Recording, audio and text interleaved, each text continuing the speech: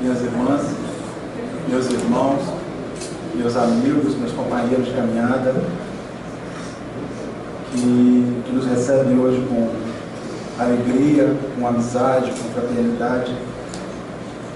Nós bendizemos ao Senhor por essa casa que nos acolhe, que nos recebe, que nos concede socorro, nos concede paz, nos concede água quando a sede é sem fim, nos sacia a alma quando a fome lançina. Nós te bendizemos, Senhor, porque ainda que nós estejamos em um suave caminho, nós não somos caminhantes suaves. Fazemos a jornada tão dura, tão densa, tão pesada.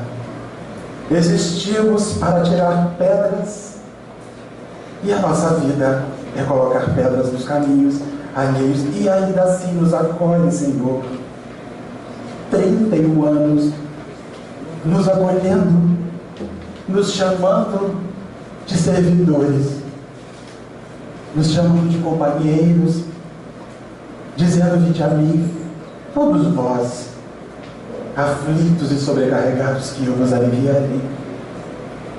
Esta noite, Senhor, onde sentimos o desejo grande de iniciar com essa oração, dizendo que se as coisas não foram tão suaves, a culpa foi nossa, a culpa é nossa, e cabe a nós, Senhor, nos anos que passaremos aqui, vinculados aqui, transformar este caminho num caminho mais suave, com menos pedras, com menos agressões, com menos violência, com menos maledicência, com menos dissensões, com menos manifestações de ego e com mais amor sincero. Jesus, e há de nos reunir, e há de fazer esta rota que já está perfumada e repleta de flores, com riachos ao nosso lado, ser percebida por nós, que ainda não desenvolvemos o pleno olhar que vê, percebe e sente. Nesta noite, Jesus, e que estamos aqui, todos nós, dos dois planos da vida, as duas esferas da vida, estamos celebrando a nossa luta. E estamos celebrando ainda, Senhor, a perspectiva de vitória sobre nós, não sobre o mal. Não há mal. O mal é o amor que enlouqueceu. E se algum mal existe em nós, é o amor enlouquecido, Senhor, que aqui, no suave caminho, iremos estabelecer a razão. Guarda-nos nesta noite, abraça-nos nesta noite, a cada um de nós que estamos aqui, e concede-nos perceber que a rota é perfeita. Somos nós, Senhor, que fazemos o caminho ser tão difícil. Minhas irmãs, meus irmãos, é com profunda alegria que nós nos achamos aqui hoje com os nossos irmãos. Falávamos a Geisa quando chegamos aqui que preferia ter vindo na última semana ou ter vindo na semana que vem. É uma data tão especial para os nossos irmãos, e a gente de verdade não se sente especial em nada, porque a gente é um desses seres humanos que fazem o suave percurso que Deus nos deu ser difícil. Nós somos um desses seres humanos que desenvolvemos a sublime arte de fazer feio o que já é belo por natureza. Nós somos um desses seres humanos que desenvolvemos a sublime arte de, quando interferir para ficar pior, interferir para tomar um outro aspecto. Nós ainda não aprendemos que Deus não espera interferência, que Deus espera harmonia. O mundo não precisa que você crie interferência nele para que ele seja bom. O mundo só espera que você se harmonize à ordem, se harmonize à lei. E quando nós conseguimos nos harmonizar à lei, o mundo se renova. Todo o equívoco do mundo está na tentativa que o homem tem de fazê-lo melhor. Porque neste afã de fazer o mundo melhor, a gente se mete. E quando a gente se mete, a gente desmonta. A gente subverte, a gente reverte. Ao invés de simplesmente observar que as coisas são perfeitas por si. E a nossa função é seguir este fluxo divino e entender este fluxo divino e perceber esta lei divina que já está inserida na nossa consciência. A casa espírita se mostra para nós, o Suave Caminho se mostra para nós, como esta oficina de ajuste de ego.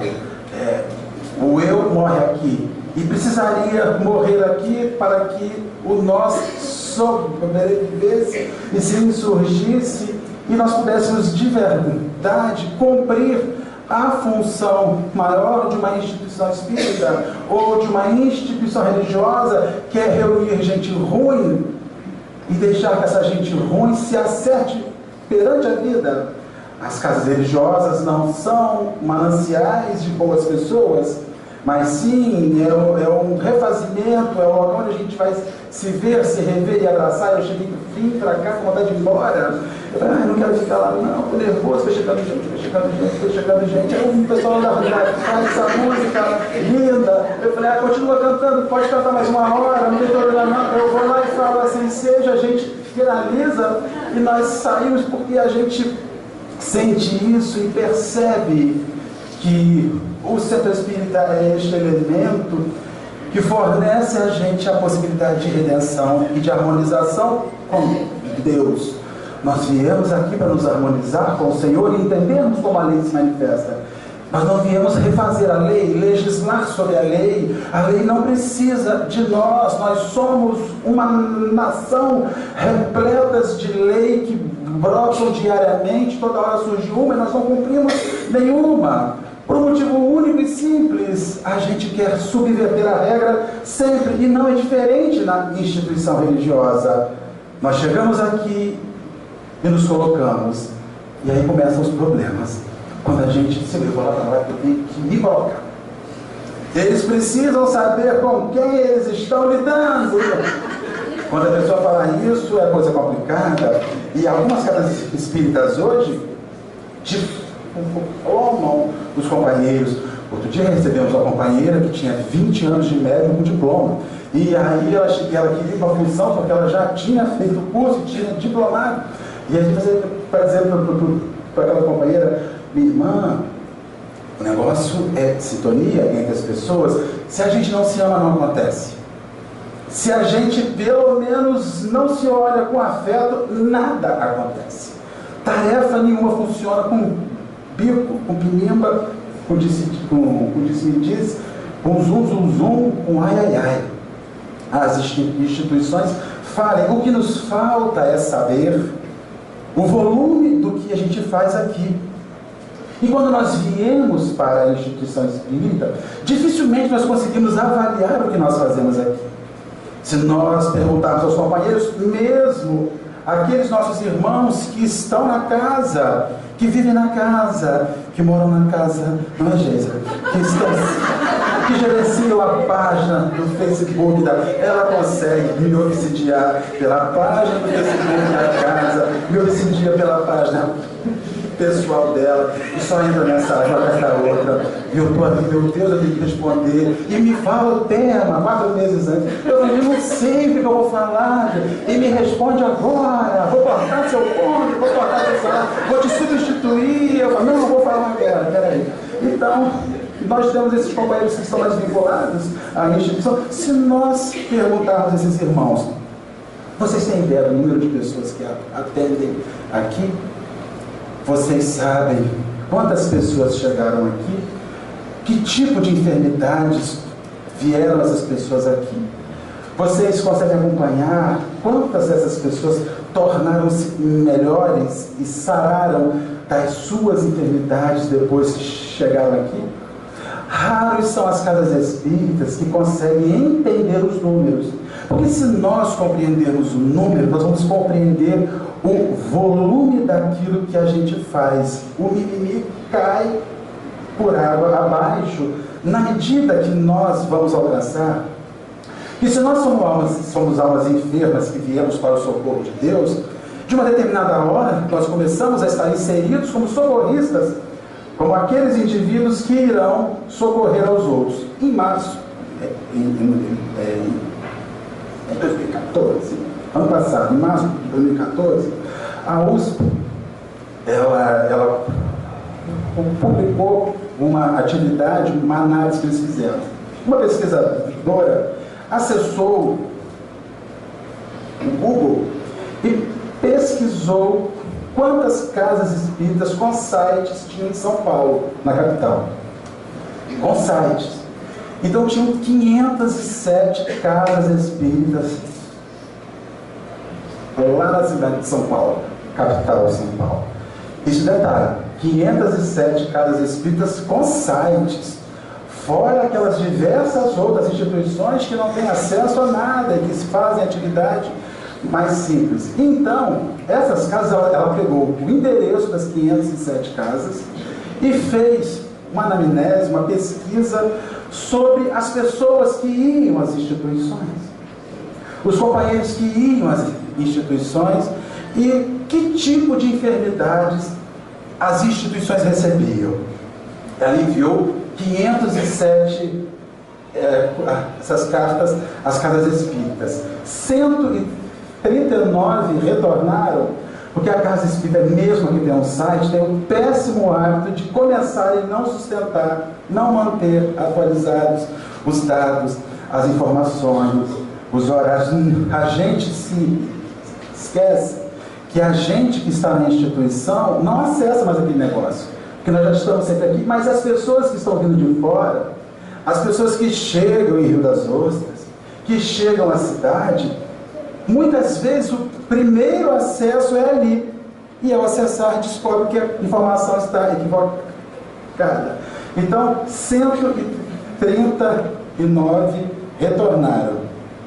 Ali ficaram, então, 370 instituições das 509 receberam as pesquisas. Dessas pesquisas, eles mandaram de volta 55 instituições responderam ao questionário que foi enviado ao presidente da Casa Espírita ou a pessoa responsável por recepcionar a nós, os doentes, que chegamos na Casa Espírita. E assim, eles receberam só das 509 instituições, 55 atenderam a resposta.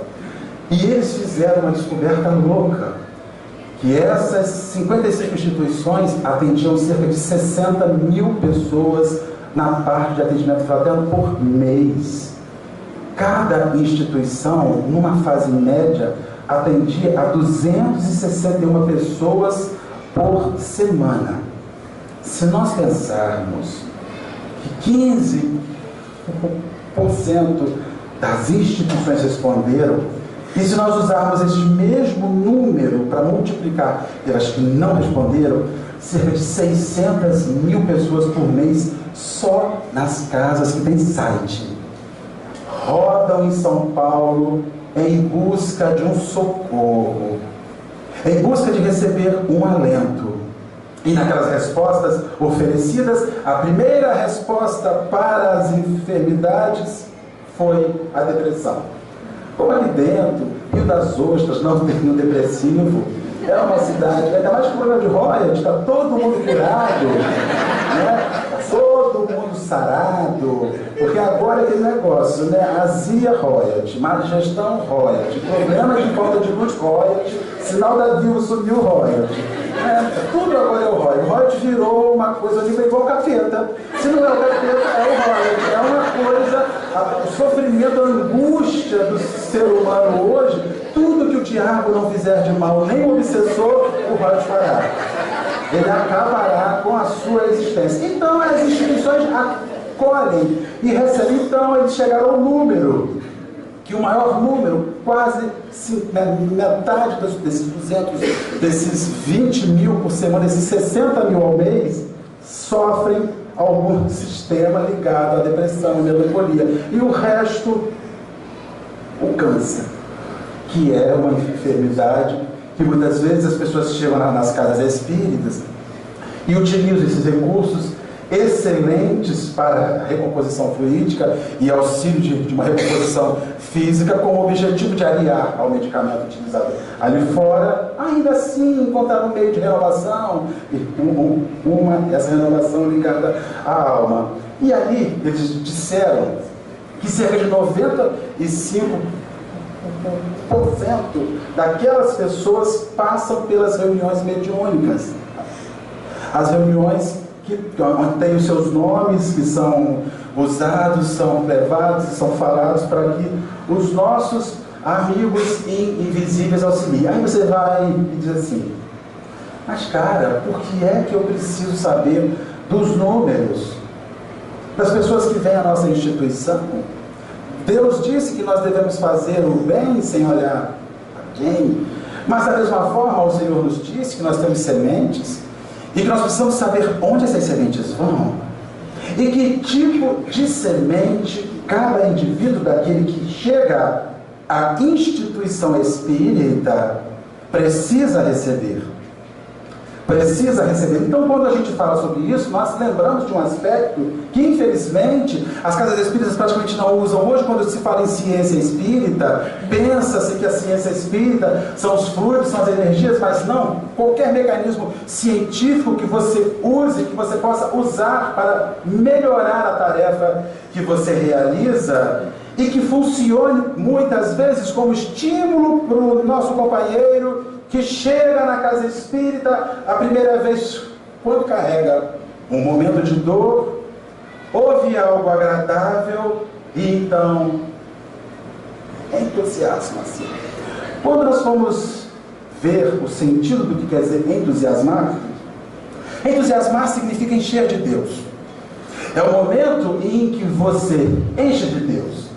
E então você é um daqueles 60 mil que está naquela relação, que um dia descobriu que tinha algo que a psiquiatria só não resolvia, que a psicologia só não resolvia, que a família só não resolvia, que as suas orações, as suas rezas, as suas oferendas, as suas ofertas só no seu lar não resolvia, e você resolveu então que iria ao suave caminho, que, como o nome diz, tem a função de dizer para as pessoas que o caminho é suave e que a gente não é.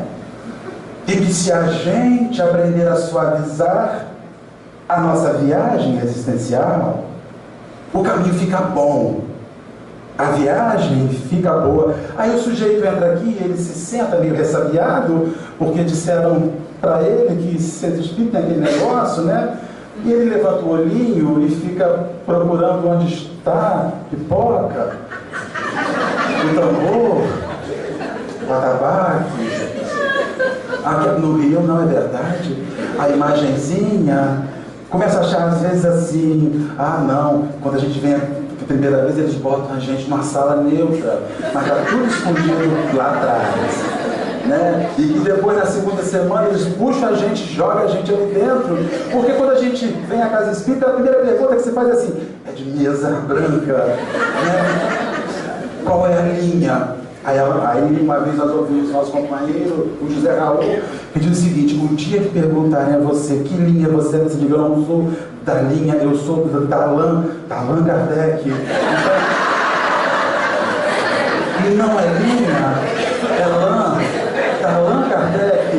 Nós não temos linha. Quando eu vi isso de José Raul, um companheiro que está fazendo uma falta imensa, e que nas nossas orações recordamos sempre esse que mexeu demais na nossa vida, sempre ouviu dizer: meu filho, quando perguntaram você de que linha você fala: não sou da linha, eu sou da Allan, e dá o nome, da Allan Kardec. E as pessoas começam a mudar isso, e quando a gente chega aqui, as pessoas nos falam sobre bem, sobre amor, sobre reconstrução, sobre refazimento, sobre as nossas lutas, sobre reencarnação, sobre recomeço, sobre ajustes, sobre reajustes, sobre a necessidade de fazer diferente para vivermos diferente, nós começamos a nos entusiasmar.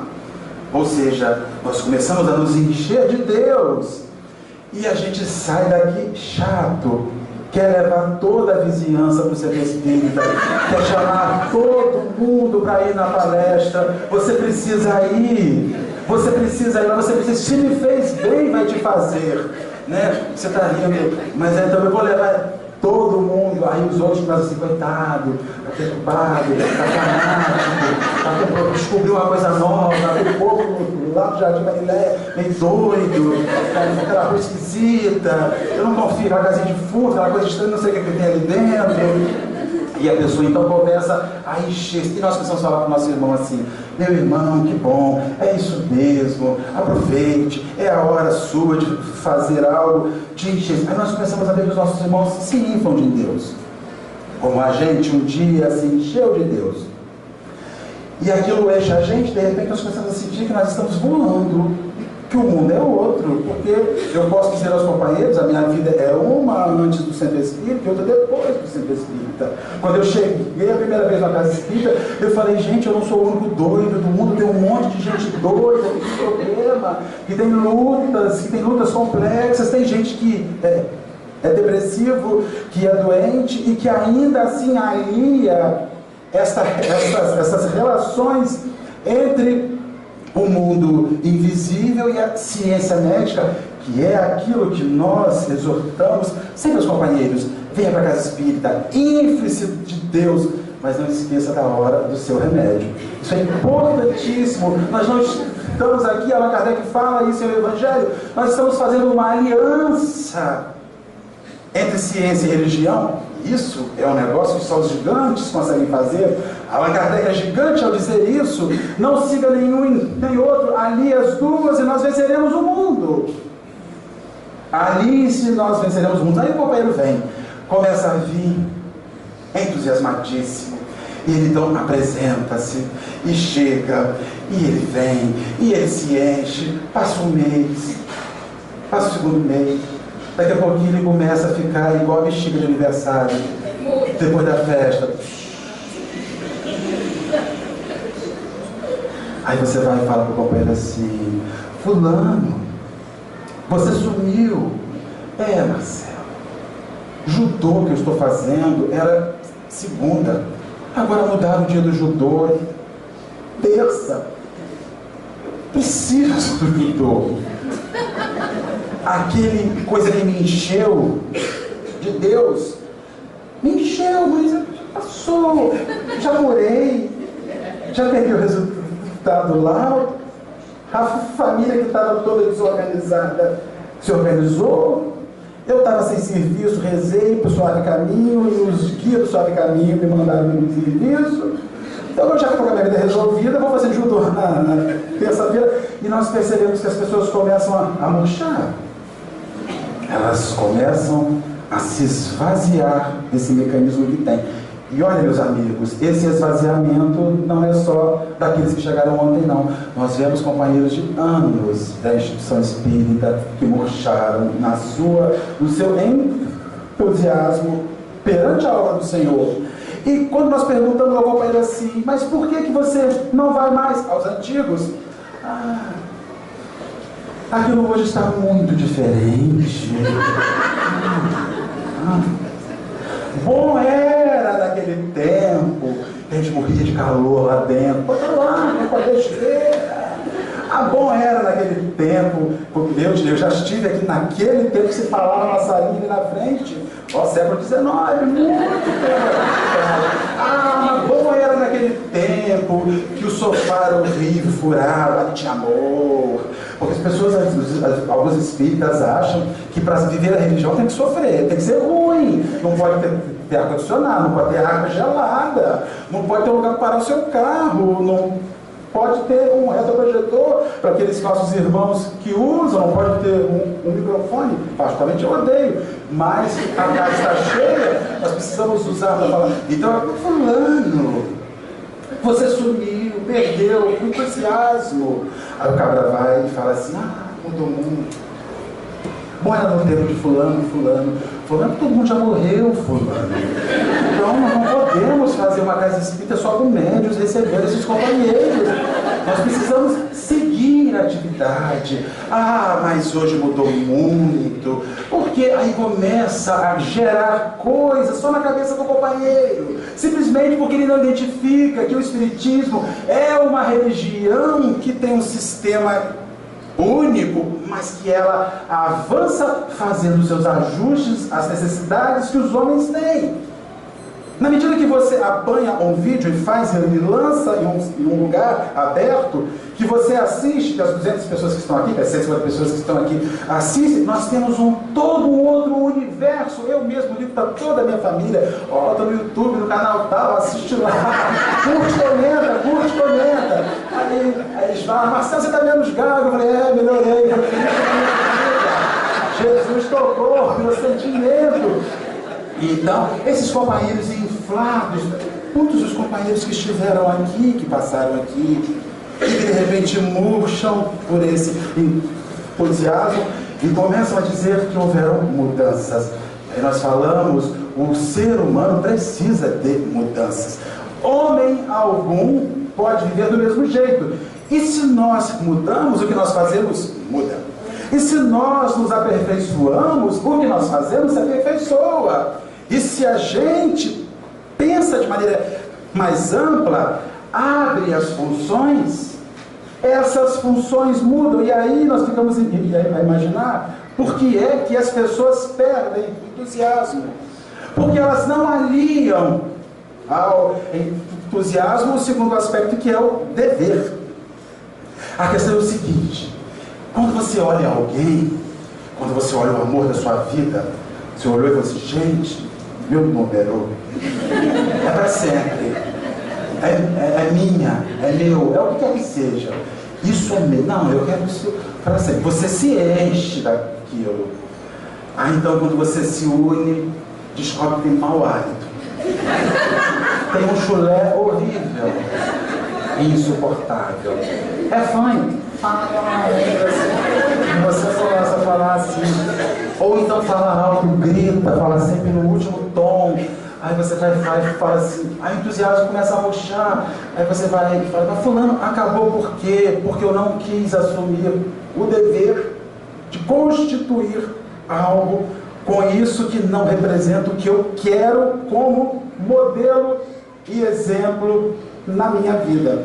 Assim, os Espíritos nos falam, Lázaro nos fala que o dever é a obrigação moral que nós temos para com a gente mesmo, assim que nós nos entusiasmarmos, assim que nós nos inflarmos da presença de Deus, de que nós enchermos Deus dentro de nós e que nós sairmos da casa espírita daquele jeito que nós falávamos esses dias, Regina, que nós sairmos da casa espírita bestalhados.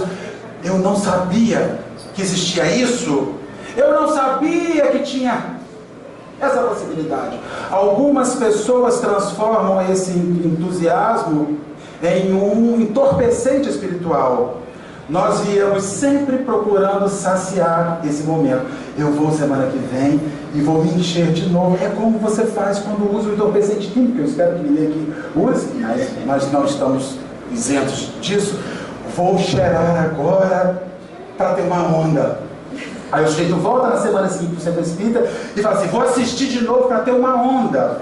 Mas na medida que você não pega aquela onda entusiástica, que você não apanha aquela presença de Deus e converte aquilo em dever, em realização, em obra, você começa a se esvaziar. Por isso que aos entusiastas da casa espírita, descubram algo para fazer em vocês em primeiro lugar. E o primeiro aspecto é: o que me fez chegar aqui precisa ser curado. Um aspecto complexo nas instituições espíritas é que quando a gente chega aqui e sente essa presença de Deus na gente, nós imediatamente nos esquecemos do que nos fez chegar aqui. Aí você fala para a pessoa assim, fulano, e a depressão? Tô ótimo. Cheguei ontem aqui, quando eu pisei, o que ele deu um choque, que eles fazem assim. O babado é sinistro. Quando a gente chega na casa espírita, carrega, ó maluco, o complexo é passar dali para dentro, do portão para dentro. Nós tínhamos registros das nossas reuniões nas mediúnicas, a casa que nós estivemos muitos anos, era um morro. E ali eles nos falavam que ficava uma fileira de espíritos, tornando difícil o acesso das pessoas à casa. E o cara começava a subir, ia dando uma lombeira, ia dando uma vontade de procurar a igreja crente, que era mais baixo, subia menos, ia dando aquele desânimo. E o cara, várias vezes ouvimos assim, cara, eu cheguei pertinho. Eu falei, quer saber? Estou cansado, o dia hoje foi difícil, eu vou embora. Quantas vezes já não fizemos isso? Quantas vezes já não nos arrumamos para sair e, de repente, prontos para vir para a casa espírita? De novo hoje, né? O entusiasmo começa a ir embora porque nós não assumimos o primeiro dever, que é de melhorar a nossa existência. E isso é uma pergunta que as pessoas não se fazem. Por que é que você chegou na casa espírita? Ah, porque eu sou muito depressivo. Bem, a depressão é um mal, uma doença que se formata em vários aspectos. Entre esses aspectos, orgulho, egoísmo, falta de autoestima, pessoas que não nutrem um sentimento bom em relação a si mesmo, indivíduos que não conseguem entender como o mundo não gira em volta deles. Eles precisam do universo, eles precisam do mundo ao seu redor, eles bajulando o tempo inteiro. E aí o sujeito chega aqui, derrubado, depressivo, chateado, passa ali fora pelos companheiros, os atendentes que socorrem, que falam, e então entra na casa espírita. Quando eles pisam aqui, os nossos guias amigos, quando a gente se senta aí, é uma coisa muito doida. É uma ilusão que eles te dão, que o serviço de aplicação dos passes vai começar quando acabar a reunião. É mentira. Quando a gente pisa aqui, começa o passe, começa o ofício.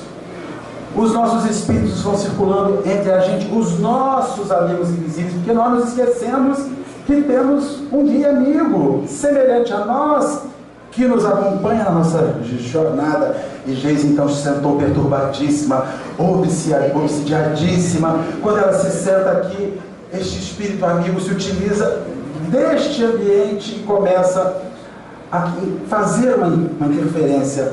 Olha lá, tiraram o da reunião. Esses sofredores são fortíssimos. Então, não, é com esse aí do seu lado. Então, a gente vai e quando a gente chega aqui e senta aqui, eles começam a desarticular esses mecanismos obsessivos da gente. A gente começa a ouvir a fala, um amigo invisível entra, um médico da instituição desencarnado entra, um enfermeiro, um socorrista, começa a passear por nós, vai na nossa área solar, no nosso plexo solar, que é onde se concentra o maior nível de perturbação, e começa a aplicar energias no nosso plexo solar. E de repente, a gente de lugar nenhum começa a sentir um desarmamento. O corpo vai se desarmando. E aí então o companheiro começa a falar, a gente começa a chorar. E chora, e chora, e chora. E sente uma vontade de dar um berro, de gritar. É libertação.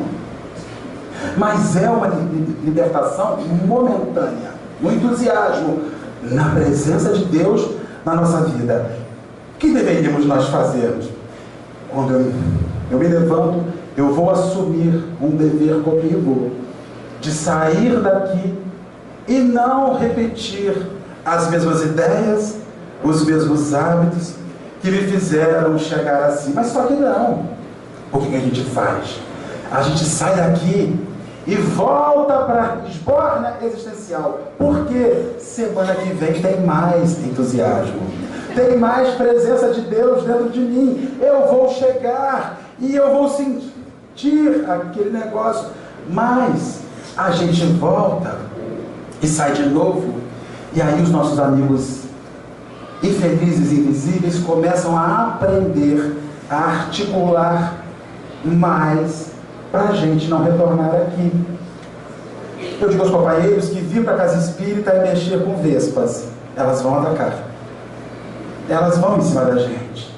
Cumprir o dever, primeiro o dever junto a si próprio, é ser estimulado o tempo inteiro a não fazer aquilo. É perder esse entusiasmo. E assim que nós começarmos a entender o que nos faz sofrer e que nós temos que resolver isso, nós começamos a buscar a instituição para descobrir o dever que nós podemos assumir na instituição. Para nós criarmos um processo de fortalecimento entre a gente. E naquelas horas que nós nos sentimos mais murchos ante o entusiasmo da tarefa, do bem, o dever que assumimos uns para com os outros e para com a obra que a gente faz, nos sirva como lembrete, que já foi dito em algum lugar, que 60 mil pessoas doentes passam por mês por casas espíritas daquela cidade. E que nós um dia fomos esse número de doentes. Hoje representamos um número daqueles que ajudam as pessoas a sararem, curarem, e nós não conseguimos enxergar isso ainda por um motivo muito simples: a gente se acha nada. A gente se acha pouco. E ainda que a gente não seja o máximo, algo nós podemos fazer. A hora que nós descobrirmos que 15 minutos antes que nós chegamos na casa espírita e que um sorriso e um boa noite oferecido na porta salva uma vida, na hora em que nós descobrirmos que quando a gente se senta e pensa no companheiro que está do nosso lado com carinho, com amor, e sem saber quem ele é, pode dizer mentalmente assim: Senhor, assim como eu vim buscar algo bom na minha vida, que esse companheiro que está ao meu lado, algo bom receba. Nós somos pessoas que vestimos a proposta espírita numa atitude de observação e de passividade. Nós não assumimos a ação ativa do dever a cumprir, da obra a ser feita. E perguntamos ao companheiro: fulano, por que você não veio? Eu não tenho horário. Tem sim. Tem sim. Todo mundo tem esse tempo. Uma vez nós estávamos na nossa casa espírita, casa onde estamos hoje, tínhamos começado a falar em público.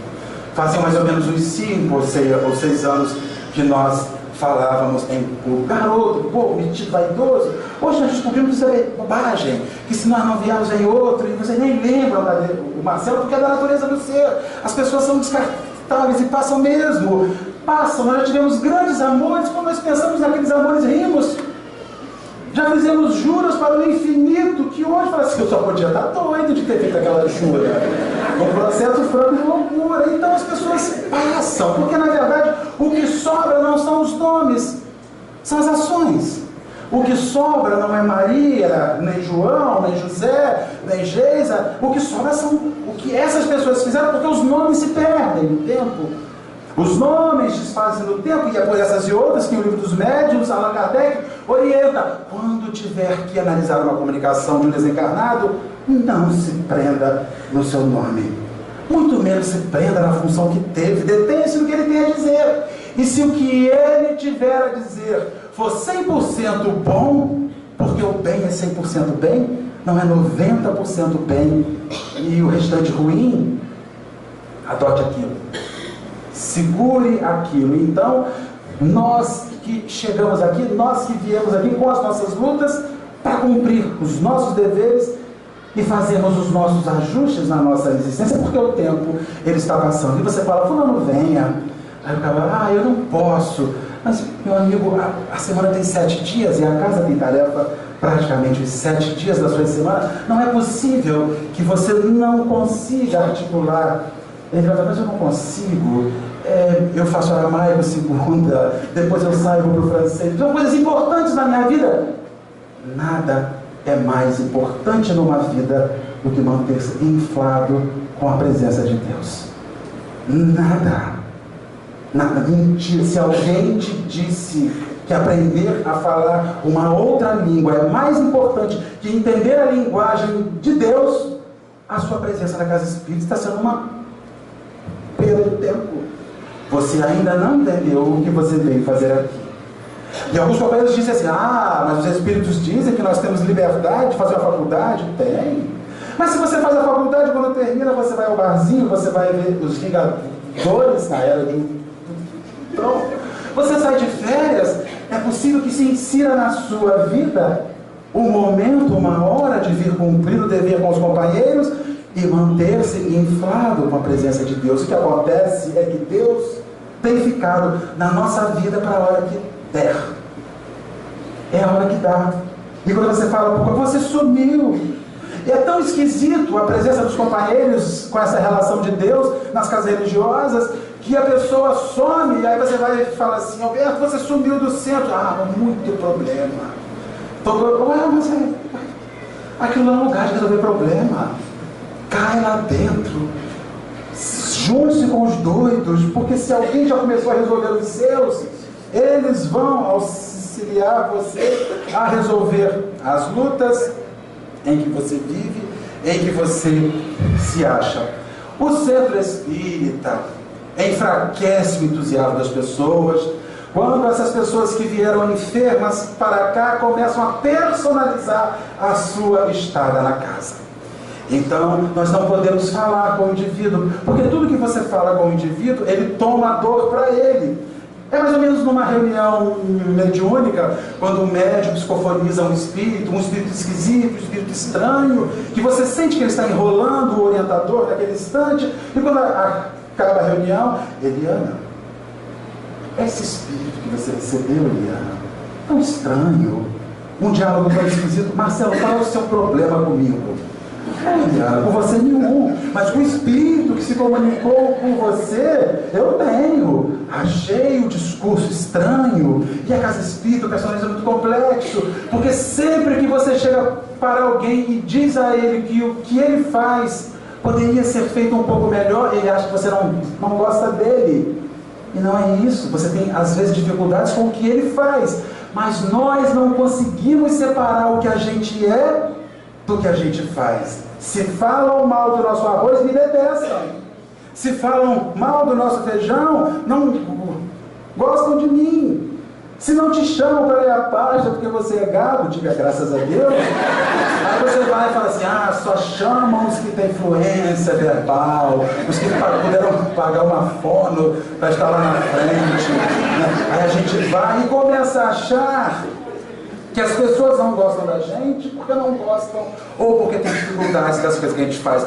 Casa espírita é um lugar que a gente se expõe, que a gente se mostra, e quando a gente se mostra, encontra alguém que às vezes tem dificuldade de lidar com aquilo que a gente é de verdade, mas não é porque a pessoa tem dificuldade com uma coisa que você faz, ela tem raiva de você.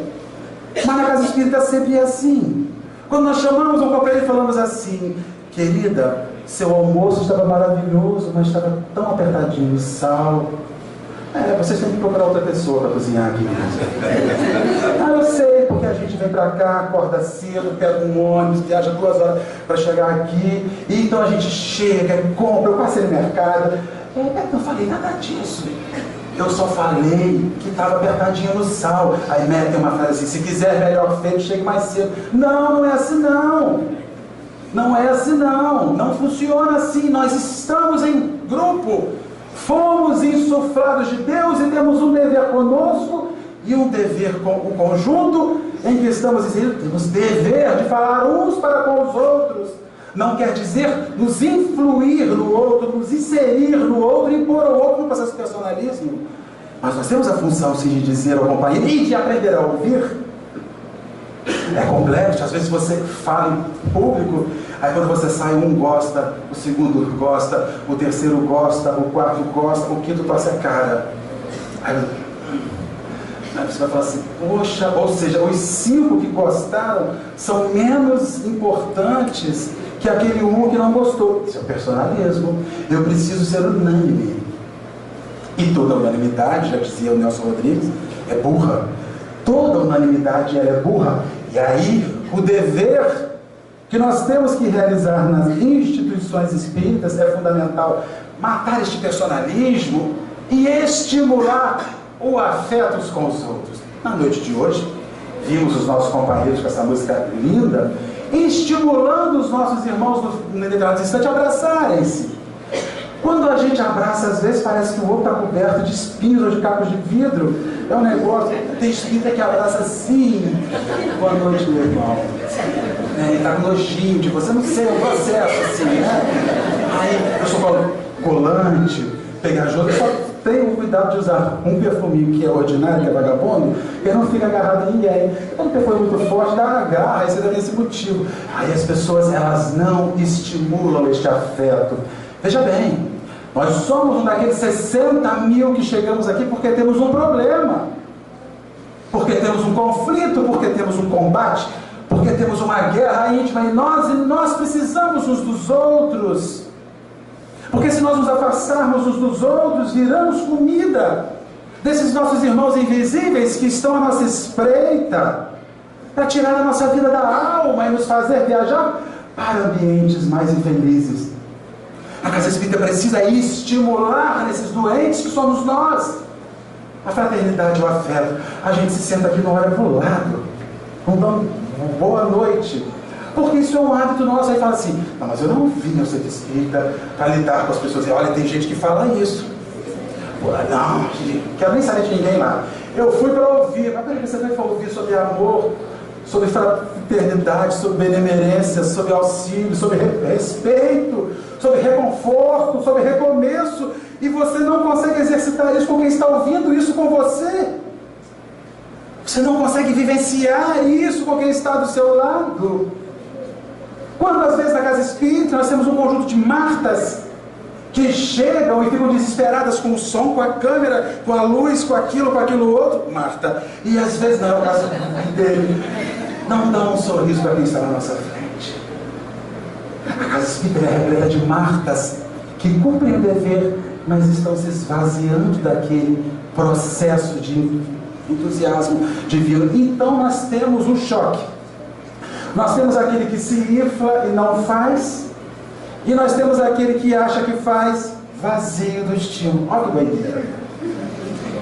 Aí aquele companheiro que chega aqui e quando olha ali fora a porta fala assim: poxa vida, acordei cedo, não chegou ninguém daqui para ver esse negócio. Se tivesse me ligado, eu dormia mais meia hora. Que negócio é esse? Poxa, falta de respeito, é uma falta de caridade comigo. Aí começa já a preparar, antes da tarefa começar, toda a desarmonia do trabalho. Aí quando ele entra na casa espírita, todo está com medo dele, que ele já está falando ali fora, e fala assim: ó, não podemos falar com fulano não, porque ele está naquele processo de milindre. Aí ele vai ficando perturbado, porque ele só veio cumprir uma função, vazio de Deus, vazio daquele processo que o entusiasma, que nos entusiasma para nós realizarmos a obra de Deus. E a pergunta é: você faz algo na casa espírita? Faz repleto do Senhor? É Deus que tira você da casa, da sua casa, e te manda ir para lá para servir o que for, da maneira que for, e às cegas? Porque quem serve Deus serve onde Ele quer, não serve onde a pessoa quer.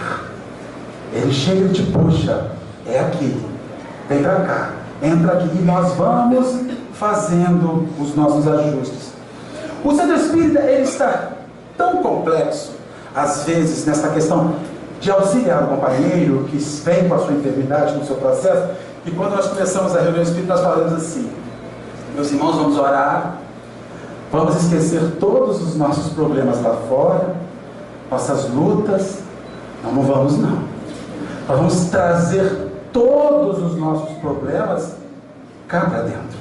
Afinal de contas, isso aqui não é um ambiente de nós contemplarmos Jesus e deixarmos lá fora a doença, a fome, o desemprego, o royalty demoníaco que tomou a minha família de assalto, né? Vai ser o nome do novo personagem do livro de André Luiz, royalty.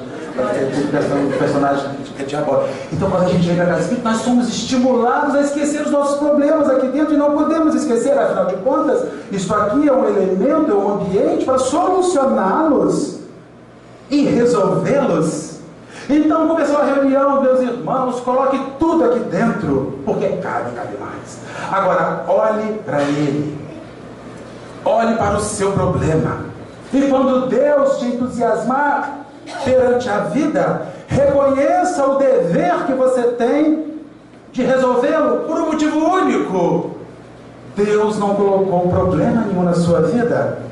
Você vem constituindo ao longo dos anos, dos séculos, dos milênios, cada dor que está no seu corpo, cada instante de sofrimento que está na sua vida, e o suave caminho vem te dizer: olha, vamos tentar transformar essa caminhada em algo mais leve, mas assuma com a sua luta o guião de resolver.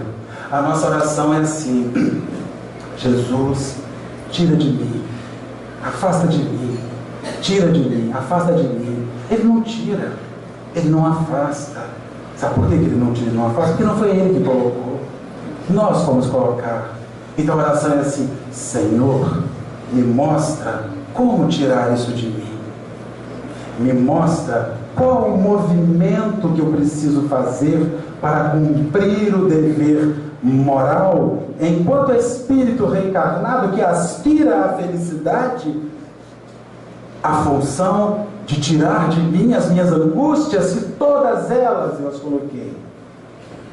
E aí a primeira coisa que ele pode dizer para você é assim: sai daqui, liga para sua mãe, que você tem 2 anos que não fala com ela, e reconcilia-te.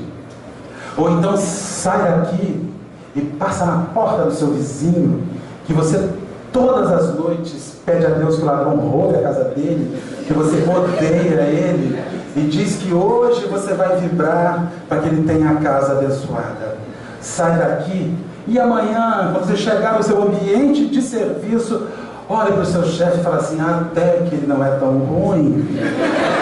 Porque Jesus, quando andou e viu um cachorro morto, e todo mundo botava o dedo no nariz e falava: Senhor, um bicho podre, um bicho morto. O Cristo olhou e falou: mas olha que belos dentes ele tem. Olhe para ele, procure os belos dentes que nós esperamos que ele tenha, ou as belas unhas, ou algo que possa me estimular. Centro espírita não é ambiente de fuga. Casa espírita não é ambiente de fuga, é lugar de assumir dever. Quando o entusiasmo nos inflar, quando Deus encher a gente, é a hora de nós olharmos, mas nós saímos e repetimos tudo.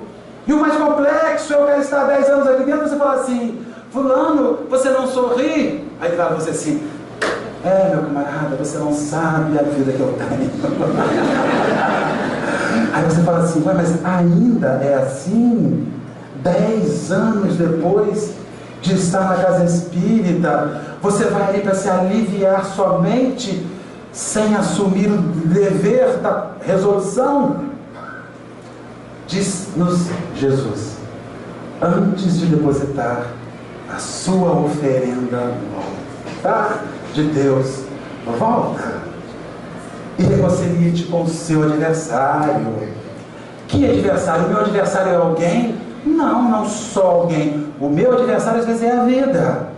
É o lugar que eu moro que eu odeio, é o emprego que eu tenho que eu não suporto, eu sou branco e queria ser negro, eu sou negro e queria ser branco, eu sou gago e queria falar direito, eu sou gordo e queria ser magro. Outro dia eu peço: Senhor, menos 20, só menos 20. Aí ele vai e fala assim: para de pedir que eu vou te dar mais 5, tá? Ele se vinga na hora comigo, eu só engordo mais 5, mais 4, mais 5, nem peço mais. Aí agora a minha oração é assim: obrigado, Senhor, porque eu sei que quando eu morrer será pele e osso, depois só osso, e depois nem osso mais, eu vou ficar magrinho, sequinho. Melhor, a casa espírita precisa nos oferecer essa visão para que ela cumpra a sua função, e para que a gente, quando se encher de Deus nessa presença maravilhosa, reconheça que ainda que nós estejamos aqui para fazer algo bom com os nossos irmãos, o nosso primeiro objeto de algo bom é a gente mesmo. Quando o apóstolo Paulo de Tarso, quando Jesus nos fala: aí depois e sejai cartas vivas do seu evangelho, diz o seguinte: quando você cumprir o dever com a sua própria vida, quando você ajustar sua própria vida, a sua vida representará aquilo tudo que você fez em meu nome? Então, já não sou eu que existo mais, como nos disse o apóstolo Paulo de Tarso, mas é o Cristo que existe em mim. Hoje, quando essa instituição amiga comemora mais um ano, e nós fazemos essa festa linda para receber os nossos amigos, eu me sinto extremamente feliz e honrado de estar com os meus irmãos hoje aqui, celebrando, de olho naquele bolo de chocolate, esperando um pedaço de serenata de amor, 2 pedaços de serenata de amor, em cima do meu pedaço, por favor, eu faço questão. A gente fica feliz de celebrar por lá, mas diz para os companheiros, todos nós que um dia nos entusiasmamos com a doutrina espírita, naquele instante em que Deus encheu a gente, e por algum motivo, o não cumprimento dos deveres que deveríamos estar realizando, dos deveres com a instituição e dos deveres conosco próprio, nos permitiram esvaziar sem realizar. E quando você esvazia sem fazer, você não sabe a que veio, você não sabe o que realizar. Nós convocamos os companheiros, porque convocamos a nós todo dia. Meus irmãos, nós estamos na doutrina espírita há 26 anos. Há 26 anos. E quase diariamente eu me pergunto se é isso mesmo. Porque quanto mais a gente se envolve, mais a sombra, que é amiga da gente, e que nós somos amigos delas, querem que a gente vá embora e volte para o lugar de onde veio ontem. Não veio de outra época não, sabe? Veio ontem. Então todos estamos num combate bom, mas é uma guerra. Encham-se de Deus e façam o dever de casa próprio com a instituição em que estão inseridos, e nós nos resguardaremos das forças do mal, que na verdade não são forças do mal, das forças da ignorância que optaram pela porta mais larga e que estão aí nos insuflando o tempo inteiro para nós desistirmos, para nós desanimarmos. O suave caminho vai passar, nós também vamos passar, as coisas vão mudar. Um dia a água vai subir outra vez e vai alagar isso aqui, e nós seremos simplesmente sobras e escombros, e a terra em outros lugares vai recomeçar para aquelas pessoas que estão ali. Então que a gente aproveite quando Deus encher a gente no entusiasmo diante da vida, diante da existência, e nós compramos o dever que temos para com a gente mesmo. Pode não fazer bem nenhum ao suave caminho, mas acreditem, fará um bem enorme para nós. No dia que nós resolvermos as pendências que nos fizeram chegar aqui, e que os espíritos amorosamente quebraram aqueles laços por alguns instantes, encheram a gente de Deus, de bom ânimo, e nós não fomos fazer. Então, que a gente faça. Mas se eu não fizer hoje dessa vida, não tem problema. Você terá uma outra vida. Mas só precisamos dizer uma coisa aos companheiros: a reencarnação nos colocará em outro lugar. Obrigatoriamente esse outro lugar pode não ser espírita. Obrigatoriamente pode não ser com as mesmas pessoas que estão aqui. Obrigatoriamente pode até nem ser na cidade em que vivemos. Obrigatoriamente pode não ser com a saúde que gozamos hoje. Obrigatoriamente pode não ser com a capacidade reflexiva que nós possuímos hoje. Então veja, nós temos múltiplas vidas, mas esta vida que vivemos hoje é única, ela não se repetirá. Essa configuração, as configurações existenciais são únicas. A gente tem, na outra eu volto. Você volta, e se você pegar o Evangelho, vai dizer assim: o Espírito sopra onde quer. Quando nós desencarnarmos, seremos simplesmente vento, que a obra da vida, que os amigos espirituais vão dizer assim: mas poxa, se sendo espírita, em Rio das Ostras, com toda a estrutura, mar, serra, royalty por muito tempo. Vocês não fizeram. Então vamos dificultar um pouquinho mais, porque foi muito fácil e não foi apreendido. Aí começa a apertar um pouquinho mais. Aí encaminham a gente para regiões mais complexas, para famílias. Mas Marcelo, o espírito volta? Não, o espírito não volta. Você vai para lá com tudo que você é. Mas a vida te bota onde preciso for para você fazer a sua obra. Aquilo que não foi feito quando foi fácil. Então vamos agora espremer um pouquinho. Quem sabe se espremer não sai? Quem sabe se apertar furúnculo não funciona assim? A gente espreme que sai. Às vezes eu tenho a impressão que nós somos furúnculos, infectados, parados, esperando alguma coisa espremer para ele sair. E aí as coisas mudam. Então compreendam. Quando forem falar assim, se eu não resolver agora, resolvo na outra. Não fale essa bobagem. Você não sabe como vai ser na outra. Pode ser que na outra, ao invés de resolver, piore. Simplesmente porque lhe falta todo o respaldo. Quem frequenta as reuniões mediúnicas, e eu acredito, advogo, todo complexo da casa precisaria pelo menos uma vez na vida numa reunião mediúnica. Para ouvir os irmãos falando assim, mas como eu tinha tudo preparado. Como eu tinha tudo certo. Como tudo estava ali, família, coisas, tudo, orientação, e eu desperdicei, eu escolhi o outro lado. Então quando a gente ouve aquilo, fala assim, meu Deus, é um comercial que tinha, eu só vou ser amanhã. Eu falo, não, eu não vou ser assim, eu não quero ser assim, eu não posso chegar lá assim e dizer assim, meu Deus, eu tive tudo, uma casa espírita, uma família, tive amigos, tive envolvimento, risco. Escolhi não fazer nada, não plantar uma semente na terra fértil. Que a gente entenda que quando Deus encher a gente, é para que a gente faça algo, primeiramente por nós, e depois distribuindo e socorrendo todos aqueles outros que virão na retaguarda, como nós estivemos aqui um dia. Nós agradecemos imensamente a Jesus a possibilidade de refletir isso com os nossos irmãos e pedimos, não desanimem, porque se nós desanimarmos, os mais comprometidos e sofridos seremos nós mesmos, nosso próprio. Insista, vale a pena. E se não valer a pena pela casa que você está, valerá a pena pelo que você é, pelo indivíduo que você é, que fará toda a diferença na sua alma. Que Deus nos guarde, nos abençoe, que Jesus, nosso Senhor, nos conduza ao bolo, ao refrigerante e ao nosso lar, com muita tranquilidade, com muita paz, com muita harmonia, hoje e sempre.